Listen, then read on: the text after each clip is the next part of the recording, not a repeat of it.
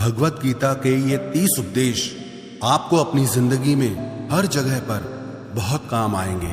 जिंदगी की हर मुश्किल में आपको राह दिखाएंगे। ये दिव्य उपदेश, ये बातें जानना समझना आपके लिए बहुत जरूरी है। इसीलिए इन 30 उपदेशों को आप आखिर तक जरूर सुने।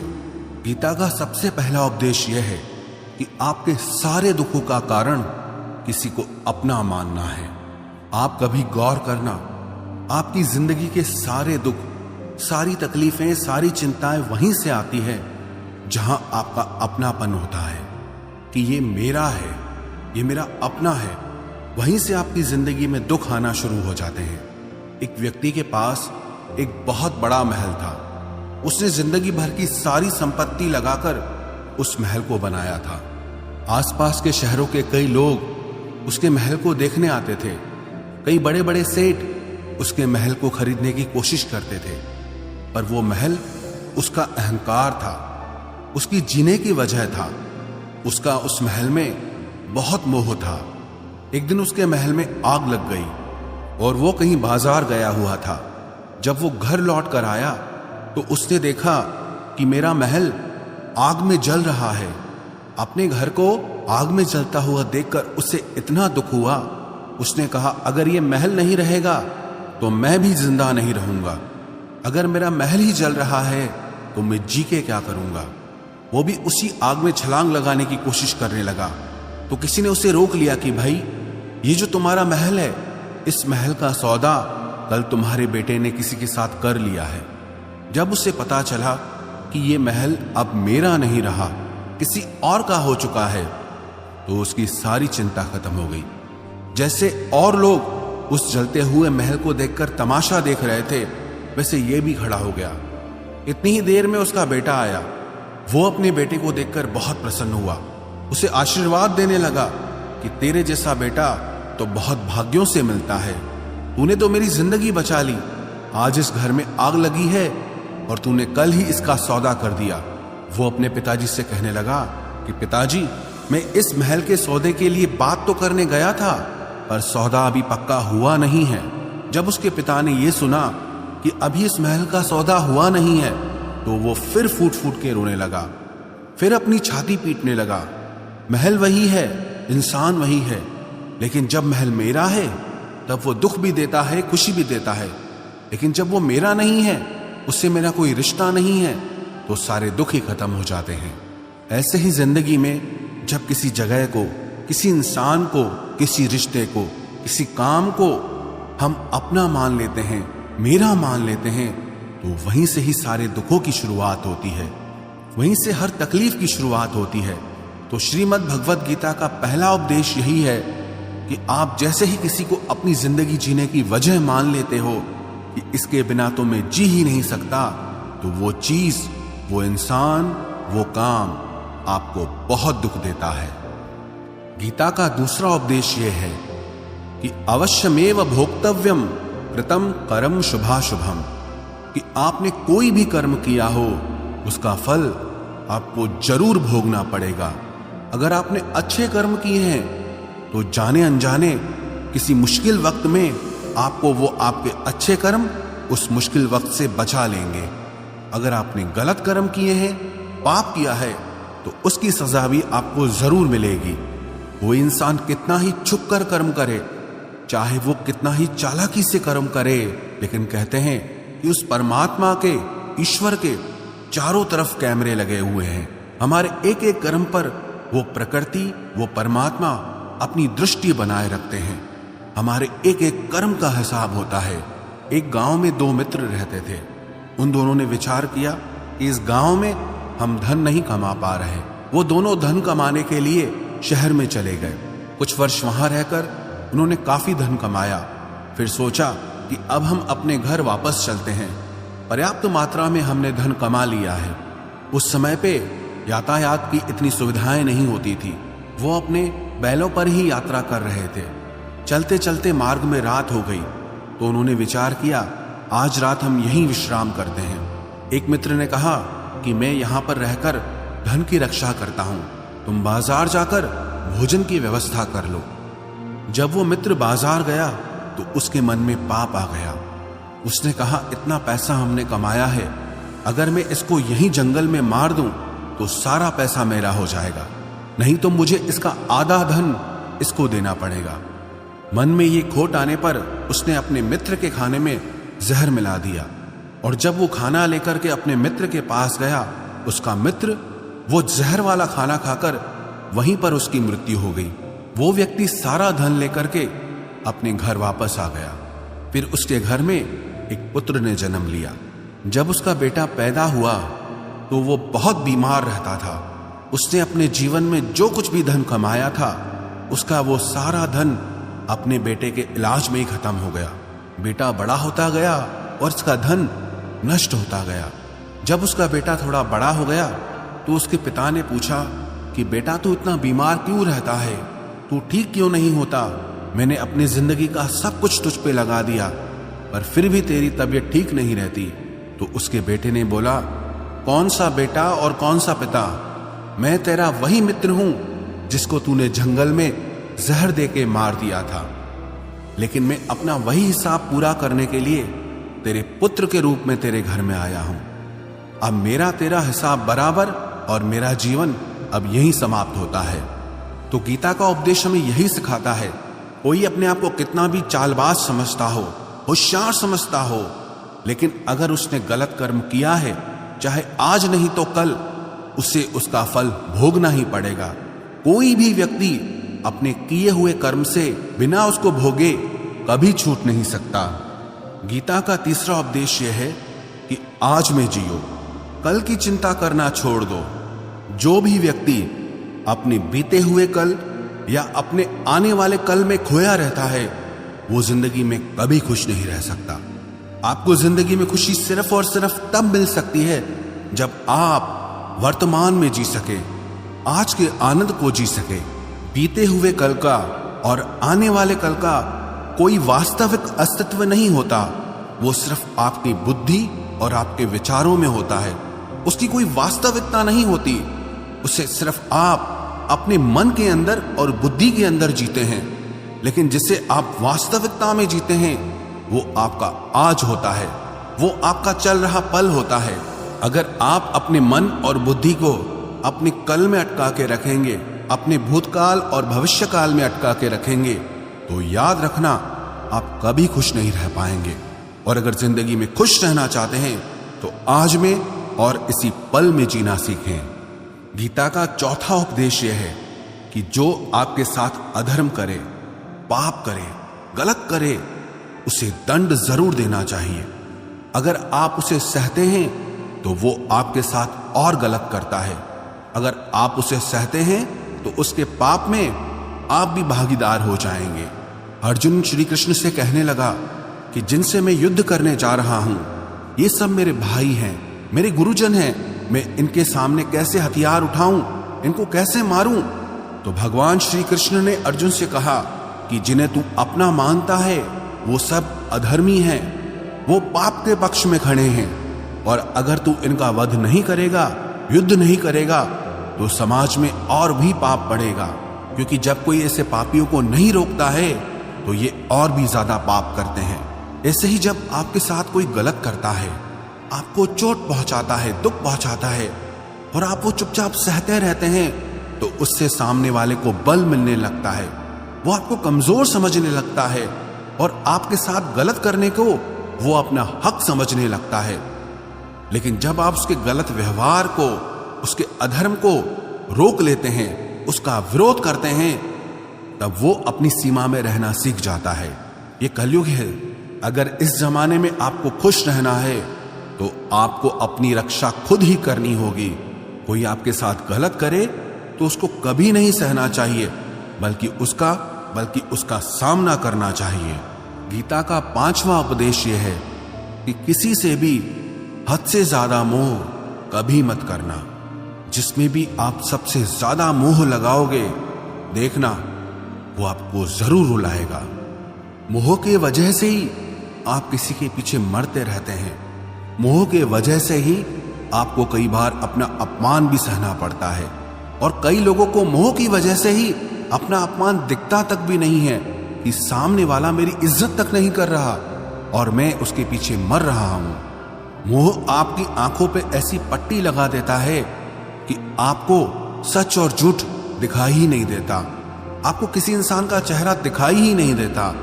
आप जो देखते हैं, जो सुनते हैं, उसी पर यकीन कर लेते हैं, फिर चाहे आपको कितना ही दर्द मिल रहा हो। अगर आप किसी इंसान को ठीक से समझना चाहते हैं, किसी की सच्चाई जानना चाहते हैं, तो उसके लिए ये बहुत जरूरी है कि आप उसके मोह से जल्दी बाहर आ जाएं। वास्तविकता में रिश्ते दुख नहीं देते, आपका मोह आपको दुख देता है। जिस दिन मोह खत्म, उस दिन आपको किसी भी रिश्ते से कोई दुख नहीं मिल सकता, क्योंकि आपको फिर कोई फर्क ही नहीं पड़ेगा। गीता का छठा उपदेश यह है कि आप वो मत करो जो सब करते हैं, बल्कि वो करो जो आपके लिए सही है। स्वधर्मम निधनम श्रेय परधर्मो भयावह। श्री कृष्ण ने अर्जुन से कहा कि जो तेरा कर्तव्य है, जो तेरे लिए सही है, जो तुझे करना चाहिए, तू वो कर। तू कभी भी वो काम मत कर जो दुनिया कर रही है, क्योंकि अर्जुन श्री कृष्ण से कहने लगा कि ऐसे भयंकर युद्ध में पड़ने से अच्छा है कि मैं सन्यासी बन जाऊं। तो श्री कृष्ण ने अर्जुन से कहा कि सन्यासी बनना तेरा कर्म नहीं है, तेरा धर्म नहीं है, तू क्षत्रिय है। तेरा कर्म और तेरा धर्म यही है कि तू अधर्म का नाश करे, धर्म की रक्षा करे। ऐसे ही हर इंसान का एक अलग कर्तव्य होता है, एक अलग ही मार्ग होता है। तो कभी भी उस मार्ग पे मत जाना जहां सारी भीड़ जा रही हो। कभी भी वो काम मत करो जो दुनिया करती है, कि आजकल ये ट्रेंड हो गया है, ये फैशन हो गया है, सब करते हैं इसलिए हम भी कर रहे हैं। सारी भीड़ यही काम कर रही है इसलिए हम भी यही कर रहे हैं। अगर आप वो करोगे जो भीड़ कर रही है, तो आप भी उसी भीड़ में कहीं खो जाओगे। लेकिन अगर आप वो करोगे जो आपके लिए सही है, जो आपकी प्रतिभा है, तो दुनिया की सारी भीड़ में भी आप सबसे अलग नजर आओगे। गीता का 7वां उपदेश यह है कि जिंदगी में धोखा अपने ही देते हैं, क्योंकि उनको आपकी कमजोरियों का पता होता है। बाहर वाला आपको धोखा नहीं दे सकता, क्योंकि उसको आपके बारे में पता ही नहीं है कि आपको चोट कहां पहुंचती है। लेकिन जो आपका अपना है, आपका खास है, उससे बहुत गहराई से पता होता है कि इसकी कमजोरी क्या है, क्या ऐसा करें जिससे इसको दर्द पहुंच सकता है, जिससे इसको हम नीचा दिखा सकते हैं, इसको चोट पहुंचा सकते हैं। ये कलयुग है, इसमें बाहर वालों से नहीं, जो हमारे अपने हैं उनसे ही सावधान रहना होता है। महाभारत का युद्ध 2 अलग राजाओं में नहीं हुआ, बल्कि एक ही परिवार के भाइयों में हुआ था। सब आपस में एक ही वंश के लोग थे। कितनी बार दुर्योधन ने जहर देकर के भीम को मारना चाहा, न जाने कितनी बार दुर्योधन ने पांडवों को जान से मारने की कोशिश की। वो उसका पराया नहीं था, उसका भाई था। सारी लड़ाइयां घर के अंदर ही होती है, बाहर कौन लड़ेगा हमसे? घर में ही सारे झगड़े होते हैं। तो आपको चोट सिर्फ वही लोग पहुंचा सकते हैं जो आपके अपने हैं। आपको धोखा सिर्फ वही लोग दे सकते हैं जो आपके अपने हैं। गीता का 8वां उपदेश यह है, जो इंसान अपनी रक्षा खुद नहीं कर सकता, उसकी रक्षा भगवान भी नहीं कर सकते। श्री कृष्ण ने अर्जुन से कहा, तस्मात् सर्वेषु कालेषु माम अनुस्मर युध्य च, कि हे अर्जुन, तू हर काल में मेरा स्मरण करते रहना और युद्ध भी करते रहना। अर्जुन ने श्री कृष्ण से पूछा कि ये युद्ध तो कुछ दिनों में समाप्त हो जाएगा, लेकिन आप कह रहे हैं कि तू हमेशा मेरा स्मरण करता रहे और युद्ध करते रहना। हमेशा युद्ध करने का क्या मतलब है? तो श्री कृष्ण ने अर्जुन से कहा कि ये जिंदगी ही रणभूमि है। इस जीवन में सुख दुख आते रहेंगे और तुझे उनका डट के मुकाबला करना है। श्री कृष्ण ने ये नहीं कहा कि तू चुप करके बैठ जाना और मैं लड़ाई करूंगा। बहुत गहराई है गीता के ज्ञान में। हमारे जीवन की डोर भी संभाल के ईश्वर बैठे हैं, लेकिन युद्ध हमें ही करना है। ईश्वर को याद करना है कि हे ईश्वर, मुझे शक्ति देना, मुझे समझ देना, मुझे बुद्धि देना, ताकि मैं अपनी जिंदगी की सारी लड़ाइयां जीत सकूं, मैं जिंदगी में सही मार्ग पे चल सकूं। लेकिन आपको अपनी लड़ाई भी खुद लड़नी पड़ती है।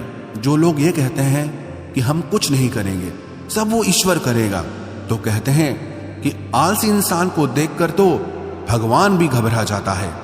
कि ये कुछ नहीं करेगा। भगवान ने बुद्धि दी है, समझ दी है, ईश्वर आपको प्रेरणा देते हैं, शक्ति देते हैं, लेकिन आपको अपनी रक्षा स्वयं ही करनी होगी। गीता का नवा उपदेश यह है कि कोई भी ऐसी गंदी आदत खुद को मत लगने देना जो आपकी जिंदगी बर्बाद कर दे। कहीं ना कहीं महाभारत का ये युद्ध एक जुआ की आदत की वजह से ही शुरू हुआ था। सारा खेल वहीं से शुरू हुआ था। एक ऐसी जुआ की लत जहां युधिष्ठिर ने अपने भाइयों को दांव पर लगा दिया, अपनी पत्नी को दांव पर लगा दिया, ऐसा जीतने का नशा कि अपना सब कुछ गंवा दिया। ऐसे ही हम भी अपनी जिंदगी में जब कोई ऐसी गंदी आदत लगा देते हैं, चाहे वो कोई भी हो, चाहे वो नशे की हो, मोबाइल की हो, किसी इंसान की हो, कोई गलत काम करने की हो, कोई भी गलत आदत जो आपको बर्बाद कर सकती है, अगर आप उसको नहीं छोड़ोगे तो आपका सब कुछ खत्म हो जाएगा। इससे पहले कि आपकी आदत आपको खत्म करे, आप अपनी गलत आदतों को खत्म कर दीजिए। गीता का 10वां उपदेश यह है कि आलसी इंसान कभी कुछ हासिल नहीं कर सकता। अधिकतर लोग सिर्फ योजनाएं बनाते रहते हैं कि मुझे बड़ा घर चाहिए, मुझे बड़ी गाड़ी चाहिए, मैं दुनिया घूमना चाहता हूं।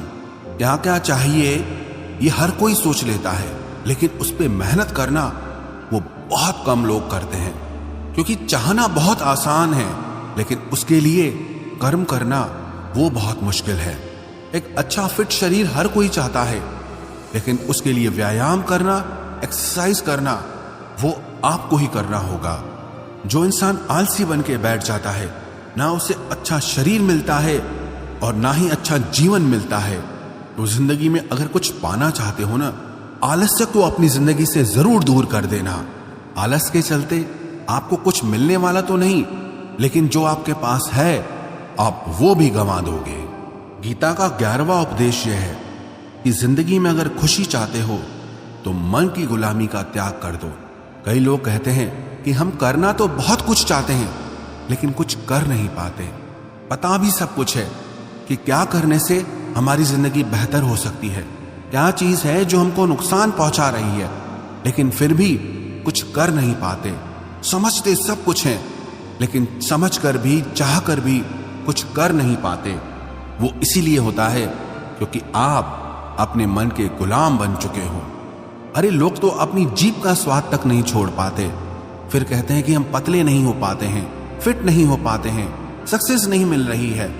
क्योंकि जो आपको करना चाहिए आप वो करते नहीं हैं। आपका मन सब कुछ समझ कर भी आपको वो करने नहीं देता। इसलिए जिंदगी में अगर आगे बढ़ना है, मन से चलना छोड़ दो। जो आपके लिए सही है वो आपको करना ही पड़ेगा। गीता का 12वां उपदेश यह है कि जो आपका है वो आपको मिलकर ही रहेगा, और जो आपको नहीं मिला है उसके लिए रोना छोड़ दो। आप जिसके लिए जितना रोओगे वो चीज आपसे उतना दूर जाएगी, और जो चीज सच में आपकी है वो कहीं ना कहीं से आपके पास जरूर पहुंच जाएगी। इसलिए जो आपको जिंदगी में हासिल नहीं हो रहा या हासिल नहीं हुआ, उसका पछतावा करना, उसके लिए रोना आप बिल्कुल बंद कर दो। गीता का 13वां उपदेश यह है कि आप संसार से जितना प्रेम लगाओगे उतना ही जीवन में दुख और पीड़ा का अनुभव करोगे। गीता का 14वां उपदेश यह है कि जिस इंसान को बात बात पर क्रोध आता है, सुख और शांति उसके जीवन में कभी नहीं आ सकते।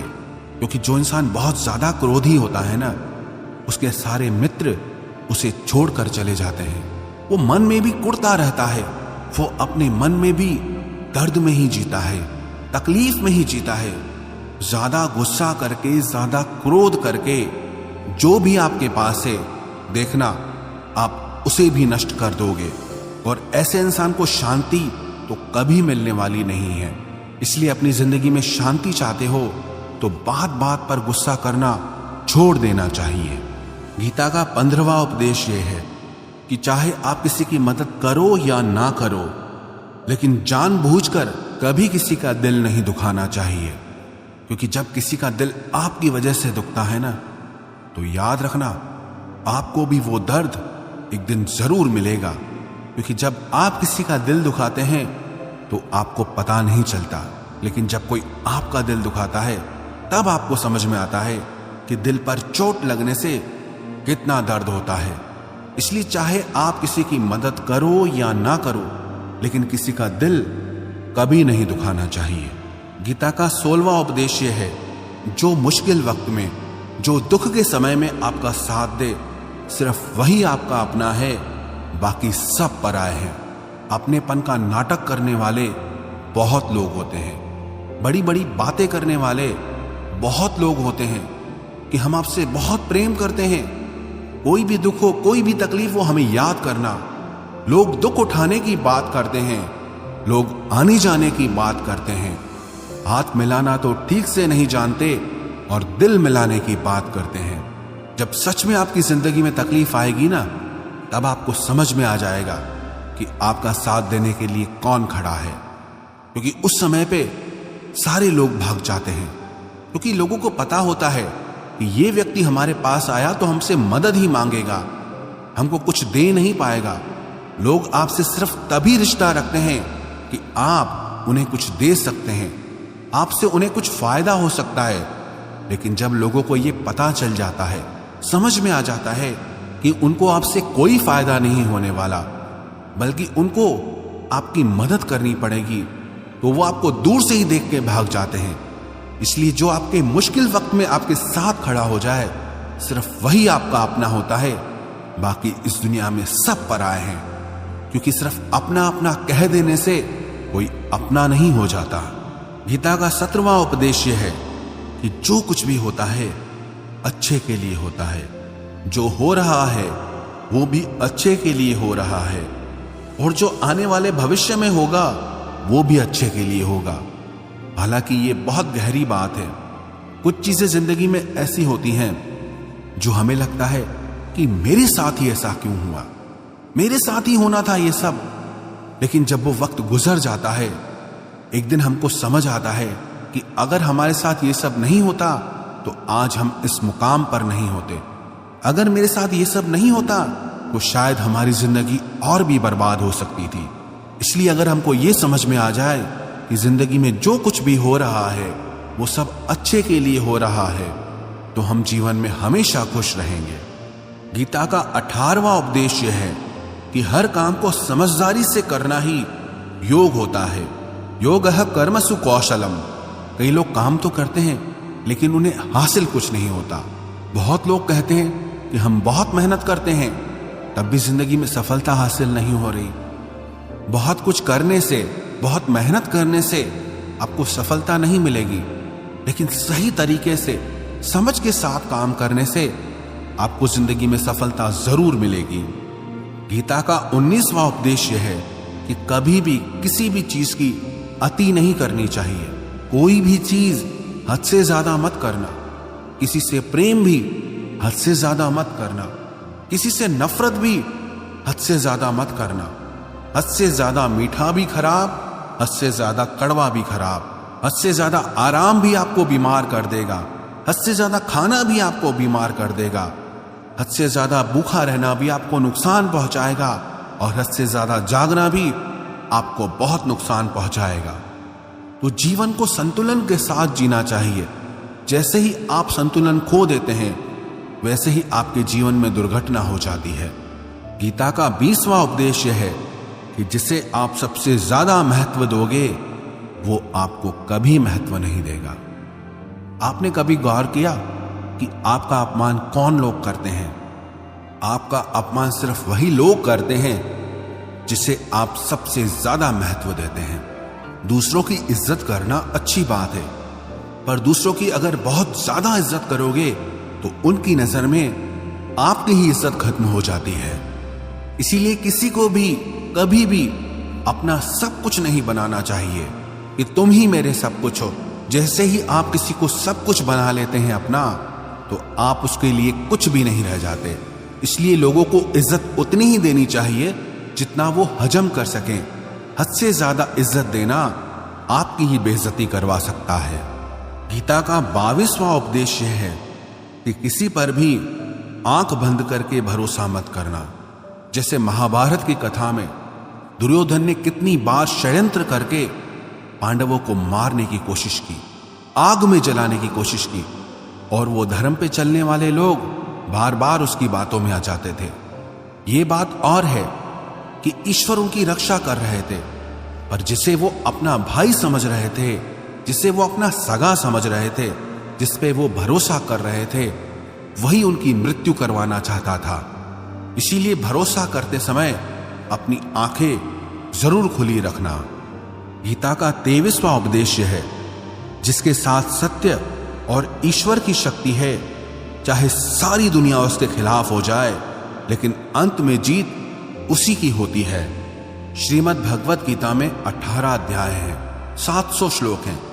गीता का आखिरी श्लोक है, यत्र योगेश्वरः कृष्णो यत्र पार्थो धनुर्धर तत्र श्रीर विजयोर भूतिर ध्रुवानी तिर्म तिर्मम। धृतराष्ट्र बार बार संजय से पूछता था कि बताओ युद्ध में कौन जीत रहा है, कौन हार रहा है, क्योंकि उसे विश्वास था कि महापराक्रमी भीष्म पितामह मेरे पक्ष में हैं, गुरु द्रोणाचार्य वो मेरे पक्ष में हैं, कर्ण मेरे पक्ष में हैं, तो हमें कौन हरा सकता है। लेकिन संजय ने धृतराष्ट्र से कहा कि जहां पर ईश्वर है, जहां पर सत्य है, हमेशा वही जीतता है। चाहे आपके पास कितनी भी शक्ति क्यों ना हो, लेकिन सत्य और ईश्वर जिसके साथ खड़े हो जाएं, उसे दुनिया में कोई भी नहीं हरा सकता।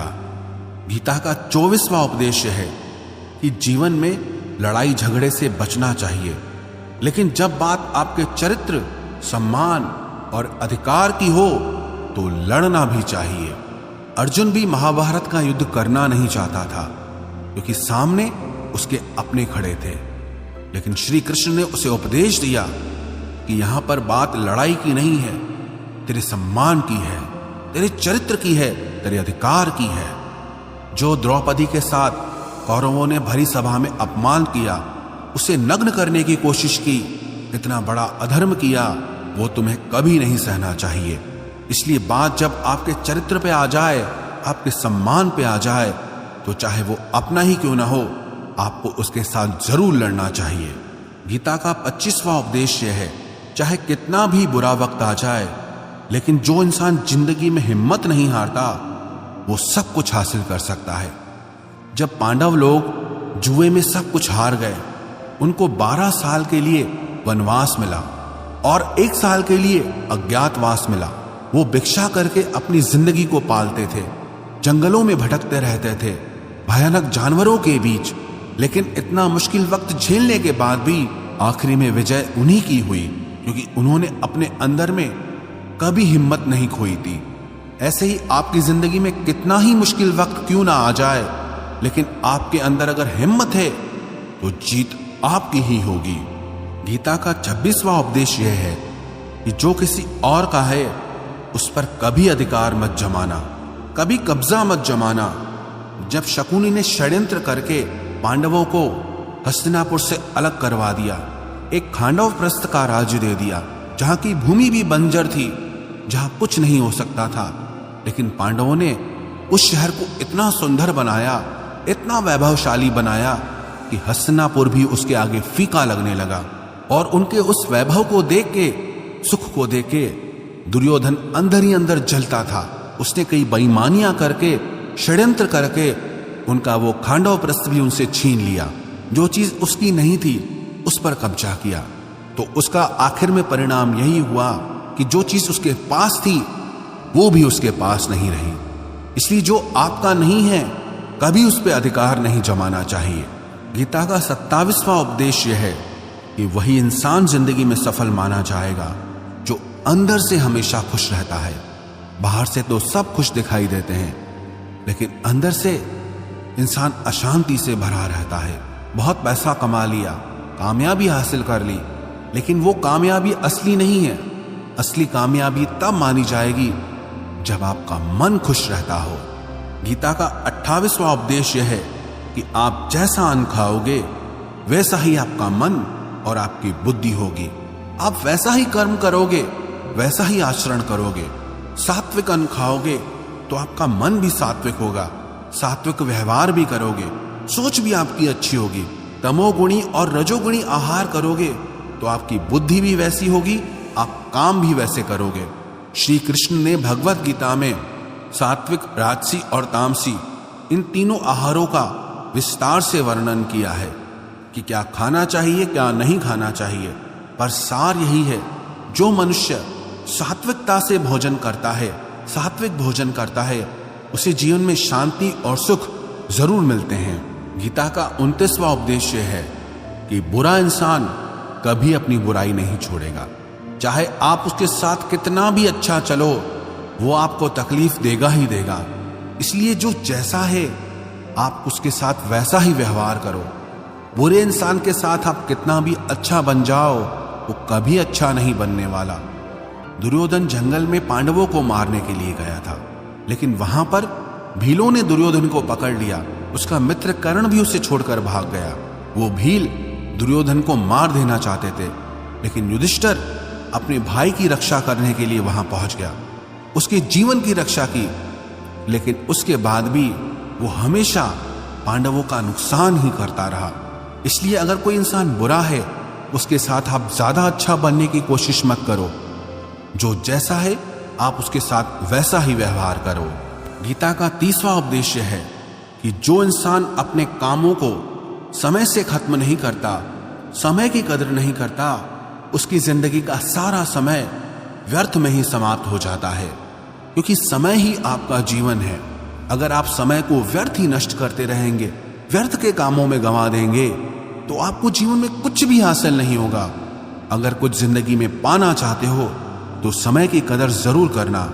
जो भी व्यक्ति गीता के इन 30 उपदेशों को रोज सुनेगा, समझेगा, तो जिंदगी की कितनी भी मुश्किल से मुश्किल घड़ी क्यों ना आ जाए, उसे ऐसे मुश्किल समय में भी रास्ता जरूर मिल जाएगा।